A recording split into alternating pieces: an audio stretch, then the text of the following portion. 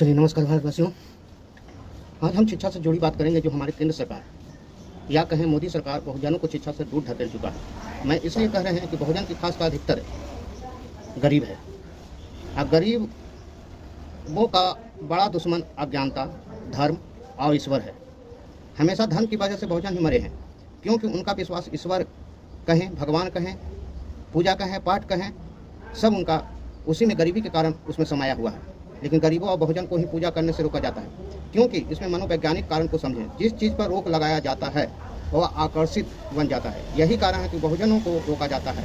बहुजन समाज ही एक ऐसा समाज है जो अंधभक्ति में डूब जाता है, क्योंकि शिक्षा का अभाव है।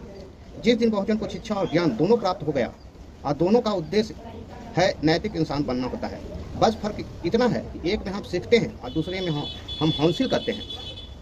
सीखा हुआ हम भूल सकते हैं, पर हासिल किया हुआ सदैव हमारे पास ही रह जाता है। चाहे तो उसका प्रचार भी कर सकते हैं। जैसे मोदी सरकार आपको हथियार समा दिया, थमा दिया और धर्म समा दिया, ये आप प्रचार कर सकते हैं। लेकिन शिक्षा और प्रचार, जब बुद्धिजीवी अज्ञानता दूर होगा तब ही आप प्रचार कर सकते हैं। इसलिए शिक्षा सबसे बड़ी मूलभूत बहुजनों की आवश्यकता है। वह सही और गलत को तभी समझ सकते हैं। देखिए, मोदी सरकार सत्ता में अपना आए थे हिंदू मुस्लिम करके, हिंदू विरोधी समर्थन, अब मुस्लिम विरोधी बन के आए थे, सत्ता में आए थे। लेकिन यही चंद्रबाबू नायडू जो आंध्र प्रदेश के मुख्यमंत्री बने अभी, वह मुस्लिम को आरक्षण दिए हैं और कहें बहुत सा मैनिफेस्टो में बताए हैं। और जब वो सत्ता में चलाएं तो केंद्र सरकार के साथ, मोदी के सरकार के साथ सहयोगी बने और उनका सरकार बनाएं। इसलिए बहुजन लोगों से हम विनती करना चाहते हैं कि अपना हक समझने के लिए हथियार नहीं पकड़े, कलम पकड़े, तभी समझ में आएगा कि हमारा हक क्या है।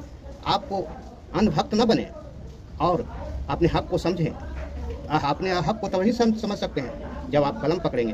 एक पुराना भीमराव अम्बेडकर ने सही कहा था, शिक्षा माँ का वह दूध है जो जितना पिएगा उतना दहाड़ेगा। आप जितना पीजिएगा, जितना शिक्षा ग्रहण कीजिएगा, अपना हक और अधिकार समझ पाएंगे कि कौन लड़ाना चाहता है, कौन मेरे हक में बोलना चाहता है। लेकिन मोदी सरकार देखिए कि मुस्लिम हिंदू करके चलाएं सत्ता में और संविधान को ही बदल डालें। ऐसा कानून लाए हैं, न्याय संहिता, इमरजेंसी लाए हैं, जिसमें बहुजन की संख्या ज़्यादा है। इसमें मारकाट, सबसे देशद्रोही, सब कुछ मुकदमा इसी पर होगा। समझे, ये बात तो समझे। इसी प्रकार एक नेता ने शिक्षा पर क्या बोले हैं, उनका पूरा विवरण सुनिए और समझिए। उसे ना उठाऊं। सर, इस देश में दो शिक्षा व्यवस्थाएं हैं। एक शिक्षा व्यवस्था है अरविंद केजरीवाल जी की शिक्षा व्यवस्था, जिसमें दिल्ली में वर्ल्ड क्लास स्कूल बनाए गए, बढ़िया करिकुलम, क्वालिटी एजुकेशन दी गई और एक शिक्षित भारत का, शिक्षित राष्ट्र बनाने का सपना लेकर आम आदमी पार्टी, अरविंद केजरीवाल जी आगे बढ़े। एक दूसरी शिक्षा व्यवस्था है सर, जिस शिक्षा व्यवस्था में परीक्षा शिक्षा माफिया जन्म लेता है, जिसके तहत आज लाखों बच्चों का भविष्य अंधकार की कगार पे खड़ा है। मैं बात कर रहा हूं नीट यूजी और यूजीसी नेट की, जिसमें कुल मिलाकर करीब 35 लाख बच्चों का एग्जामिनेशन हुआ। हमने देखा, देश भर में देखा कि कैसे उस एग्जामिनेशन को पेपर लीक हुए, क्या उसमें माफियाओं का राज रहा और कैसे इन 35 लाख बच्चों का भविष्य आज अंधकार की कगार पे खड़ा हुआ है। वो 35 लाख बच्चे आज इस संसद टीवी को देख रहे हैं इस उम्मीद से कि शायद उनके अधिकारों की, उनके हकों की बात होगी। भारत देश एक बहुत युवा देश है। भारत की 65% आबादी 35 साल से कम आयु की है। मैं आपको बताना चाहूंगा कि इस दुनिया के सबसे युवा देशों में भारत आता है, जहां जापान की पॉपुलेशन की औसत उम्र 50 साल है, इटली की 48 साल है, जर्मनी की 46 साल है, यूनाइटेड किंगडम की 40 साल है, चीन की 40 साल है। जहां विकसित देश बूढ़े होते जा रहे हैं, भारत देश जवान हो रहा है। भारत की औसत उम्र आज मात्र 29 साल है। लेकिन हमने इस युवा भारत के लिए किया क्या? मैं आपको बताना चाहूंगा कि भारत में दुनिया की सेकेंड हाईएस्ट स्टूडेंट पॉपुलेशन है। अगर आप प्राइमरी, सेकेंडरी और हायर एजुकेशन को जोड़ लें तो कुल मिलाकर 31 करोड़ आबादी भारत देश की स्टूडेंट्स कहलाती है, यानी कि पढ़ाई लिखाई का काम करते हैं। लेकिन उन युवाओं के लिए हमने किया क्या? मैं बताना चाहता हूं कि इस व्यवस्था ने, सरकार ने उन लोगों के लिए क्या किया। 2 आईपीएल हैं सर इस देश में। एक आईपीएल है जिसमें गेंद और बल्ले का खेल होता है, जिसे कहते हैं इंडियन प्रीमियर लीग, और दूसरा आईपीएल है जिसमें युवाओं के भविष्य के साथ खेल होता है, जो है इंडियन पेपर लीग। और आज मैं उसकी पूरी सूची लाया हूं कि कैसे युवाओं के भविष्य को सिक्योर करना तो छोड़िए, उसे बर्बाद करने का काम किया गया। और उस सूची में मैं नाम पढ़ के आपका ध्यान आकर्षित करना चाहूंगा कि क्या क्या हमने अपने देश के युवाओं को दिया है। पहला, व्यापम स्कैम। दूसरा, यूजीसी नेट पेपर लीक। तीसरा, Telangana secondary school certificate examination Hindi paper leak. Assam HSC-LC general science paper leak. Uttar Pradesh Lekhpal recruitment exam paper leak.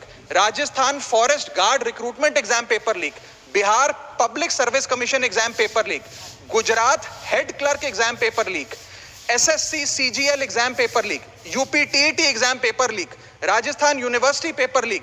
UP PSC paper leak. Maharashtra HSC exam chemistry paper leak. UP police constable qualifying exam paper leak. REET यानी कि Rajasthan eligibility examination for teachers paper leak. Haryana police constable exam paper leak. Himachal Pradesh police constable exam paper leak. Railway recruitment board group D exam paper leak. Orissa teacher eligibility test paper leak. Assam police recruitment exam paper leak. Bihar board का 10वीं कक्षा का भी examination paper leak. Telangana SSC exam paper leak. Karnataka SSC-LC exam paper leak. Delhi university law entrance exam paper leak. Jamia Millia Islamia entrance exam paper leak. UP board exam mathematics और bio का paper leak. Rajasthan teacher recruitment exam paper leak. और इस साल का NEET का 2024 का paper leak. माननीय राघव चड्ढा जी, ये ऑथेंटिकेट करके आप यहाँ मैं दूंगा सर, सारी रिपोर्ट दूंगा। Thank you sir. आज हम अपने देश के युवाओं को एक अच्छी शिक्षा व्यवस्था नहीं दे पाए, नौकरियां नहीं दे पाए, बेरोजगारी चरम पर है, ऑर्गेनाइज सेक्टर की बेरोजगारी चरम पर है और अनऑर्गेनाइज सेक्टर की तो आंकड़ों की क्या बात करी जाए। सर मैं इन स्टूडेंट्स की पीड़ा इसलिए भी समझता हूं क्योंकि मैं खुद स्टूडेंट रहा हूं। इस देश की सबसे one of the most competitive examination chartered accountancy को क्लियर कर यहां पहुंचा हूं। सर मुझे पता है कि क्या पीड़ा होती है जब सालों की आपकी मेहनत पर पानी फिर जाए क्योंकि एक एग्जामिनेशन, एक पेपर लीक हो जाता है। तब सिर्फ दिल नहीं टूटता, विद्यार्थी, एक इंसान पूरा टूट जाता है, उसका मनोबल टूट जाता है।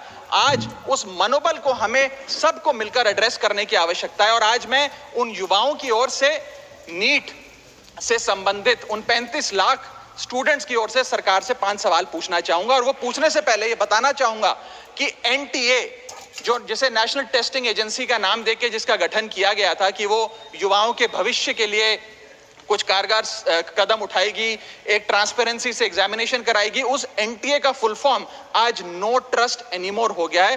कोई भी विद्यार्थी आज इस NTA पे विश्वास नहीं कर रहा। और मैं विद्यार्थियों की ओर से ये 5 सवाल सरकार से पूछना चाहूंगा, नीट से संबंधित सटीक सवाल। पहला सवाल, नीट का पेपर जिसमें मात्र 1-2 बहुत हुआ तो 3-4 स्टूडेंट्स की रैंक 1 आती है, जैसे कि 2023 में मात्र 2 लोगों की रैंक 1 आई, 22 में मात्र 4 लोगों की आई, 2021 में मात्र 3 लोगों की आई। जब इतने कम स्टूडेंट्स की रैंक 1 आती है तो इस साल 2024 के नीट के पेपर में कैसे 67 बच्चों की रैंक 1 आ गई, जबकि फैकल्टी और टीचर्स ये मानते हैं कि बहुत मुश्किल पेपर था। सर मेरी पार्टी का समय बचा हुआ है सर, प्लीज मेरे को 2-3 मिनट दे दीजिए। Sir 4 minute 5 minute